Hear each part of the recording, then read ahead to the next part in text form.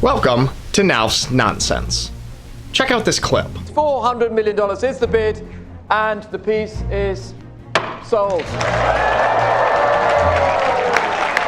What you just saw was the most expensive art sale of all time. Leonardo da Vinci's Salvator Mundi being sold in 2017 at a Christie's auction in New York City. The painting sold for over 450 million US dollars. 12 years ago, it was sold for less than 10,000 US dollars. What is the story of this nearly $500 million painting? The most expensive painting of all time. So this painting is called the Salvator Mundi, believed to be painted by the one and only Leonardo da Vinci. Now, some art historians disagree on the exact date of when it was painted, but it's believed to be around 1500. Throughout the centuries, the painting changed hands many times, but the original was believed to have been lost or destroyed around 1603. Now, this painting showed up at a 2005 estate sale in Louisiana, believed to have been a copy of the painting by one of Leonardo da Vinci's followers.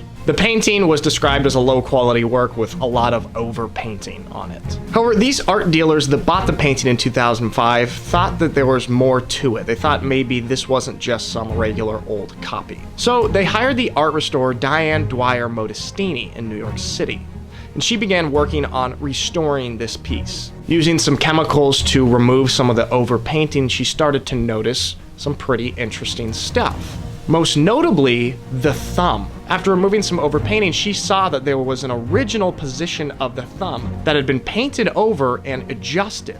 Finding this original position of the thumb was huge because it indicated that this was probably an original work and not a copy. If someone's making a copy of the painting, they already know where the thumb goes. This mistake wouldn't happen. So this got them looking even closer at the painting. In addition, there were some other parts of the painting that really indicated to Modestini that this was maybe done by Leonardo da Vinci himself. Upon closer examination of the lips of the painting, Modestini said that, upon studying the Mona Lisa for comparison, she concluded that the artist who painted her was the same hand that had painted the Salvator Mundi.